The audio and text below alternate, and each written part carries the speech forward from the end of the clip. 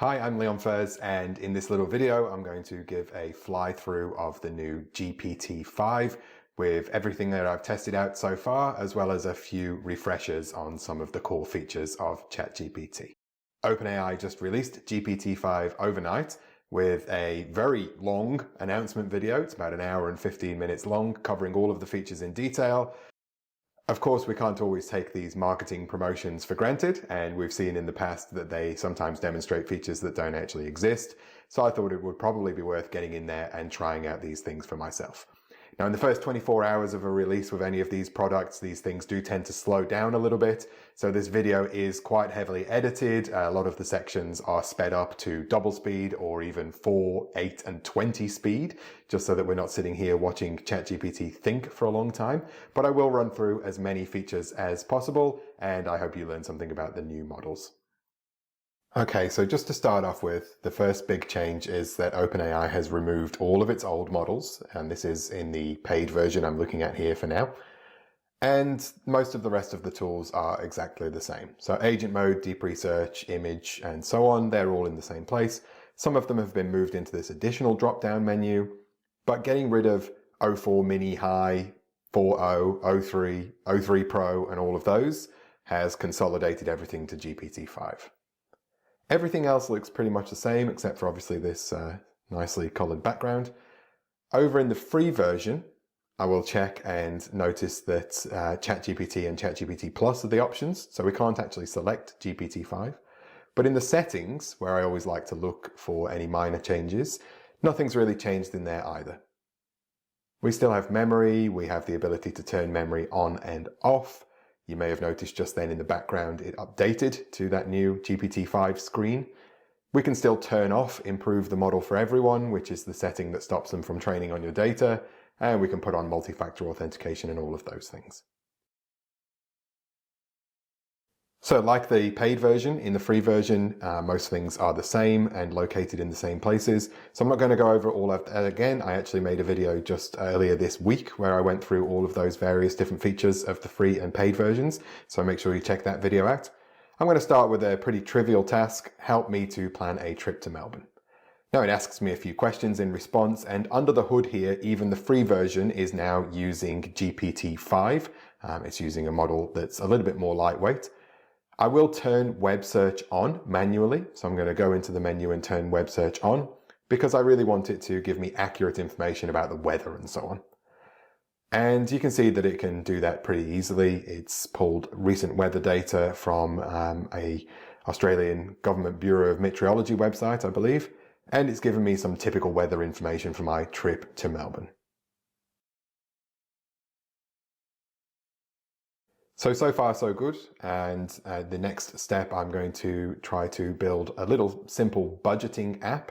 I'm going to turn off web search because I don't need it, and I'm going to speed up the video to see what it comes up with. Now I asked for a simple app. It's given me a text field with item name and a dollar amount, and I can add a few items in there. So not super impressive. I think it probably could have done a better job on the first try than this. We can, of course, ask it to do a better job on the second prompt. If I say that it's not very useful and I want you to make it better and contextualize it for this Melbourne trip. But unfortunately at this point, while I was recording the free version, it hit an error. As I mentioned, this is pretty common within the first 24 to 48 hours of a new release from OpenAI. So unsurprising that it failed. So I switched over to the Pro version, and in there we get an option to turn on GPT-5 thinking, and I asked the same prompt. Again, I've sped up the video here, but you can see that thinking process now outlined, and it's exploring different variations on how to put this itinerary together. It gives me a simple 3-day starter plan, and it gives me a few different options in here. I'm going to give it a further prompt. I'm going to specify that I'm traveling August 26th to the 30th, and I want you to create an all-in-one travel app with various different widgets in there. So I want a live weather update, I want a budgeting app, I want an itinerary, I want all kinds of bells and whistles. And so really what I'm doing here is testing out the new and improved coding capabilities, which have been quite broadly advertised. One of the biggest selling points during OpenAI's initial blog post was that GPT-5 is much better at coding. It's done a pretty good job here of producing this trip. Definitely a step up from what we saw in the free version, which was just a text input box. We've now got the live weather. We've got a forecasting weather section, which doesn't actually work correctly. I think that's got an issue pulling data. We've got an itinerary, and we can add our own notes in there. It's not really important at this stage what this app does, but just demonstrating that it is definitely an improved version of GPT 4.0 and 0.3 when it comes to coding these kinds of apps. OpenAI has obviously realized that this whole vibe coding thing is really popular at the moment, and they're very much promoting GPT-5 as an improved vibe coder. So you can see here I can use my little budget app, add expenses. It's got a few nice visualizations. It's done a pretty good job.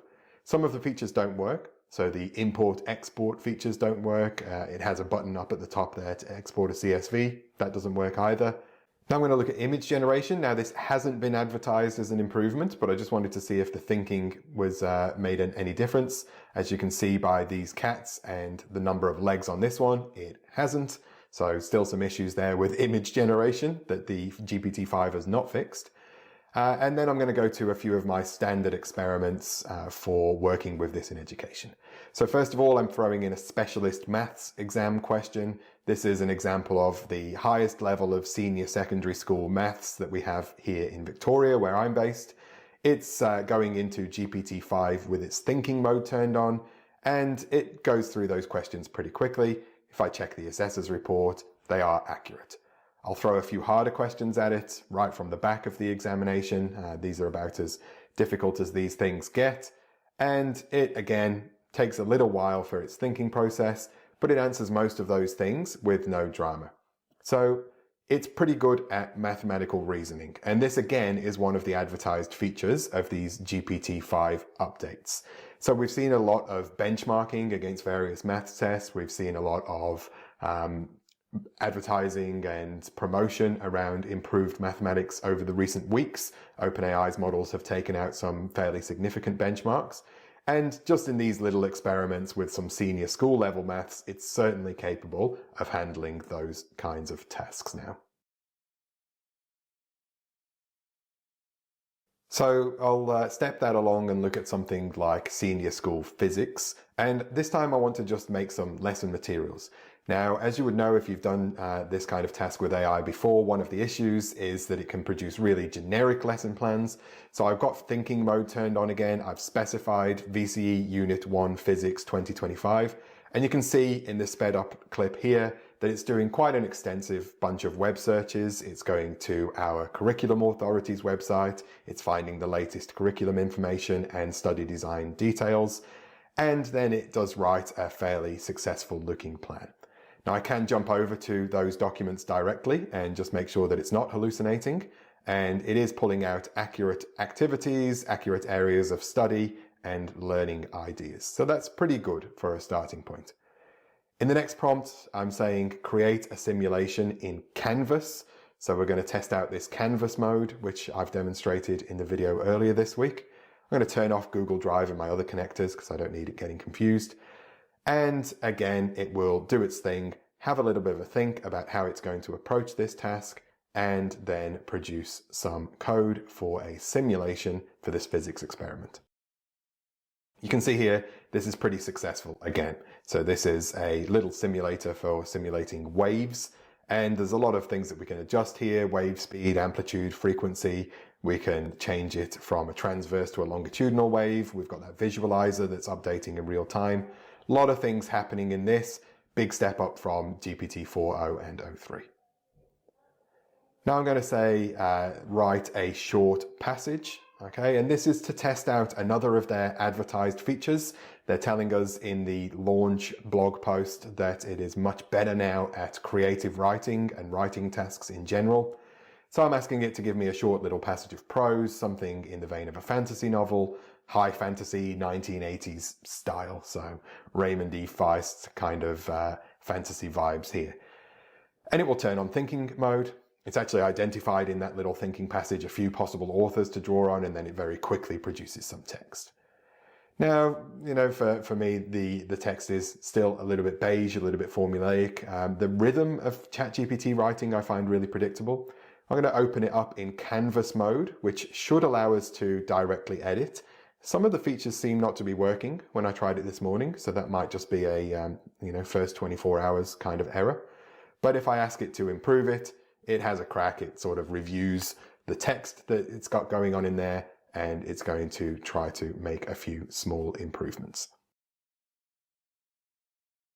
I don't think that ChatGPT is going to fully replace authors anytime soon, but there do seem to have been some improvements versus GPT 4.0, certainly. Now, next task, I use this one so often that I've got it hotkeyed, as you saw there, and it's basically taking a raw audio transcript and then reformatting it without transcription errors. And this is a way that I write a lot of my blog posts. I've written about this on my blog quite a lot. I've got a raw audio transcript here in Otter. As you can see, it's just a big block of unformatted text, and GPT-5 actually handles this really well. So this one I'm actually quite impressed with, because you'd be surprised how difficult most of the AI models find that task. They have a tendency to overwrite my language and correct it. Did okay here. And then finally, just a little experiment. This is something I've seen a lot of educators playing around with in recent days, particularly with Google Gemini. You take a photo of your school timetable, you chuck it into AI, and you say, turn it into an interactive application. So in GPT-5, with the thinking mode turned off this time, it's going to go and create a little interactive. Didn't do exactly what I expected it to do here, okay? It's made an app where we can build a timetable from scratch, and you can see we can kind of drag and drop things in there. It has pulled all of the data from that timetable screenshot that I uploaded, but it hasn't actually populated a timetable, which is what I was expecting it to do. And it would probably be worth, if you were doing this kind of thing, opening up a few multiple tabs and experimenting, which is one of the things they suggest in their launch video.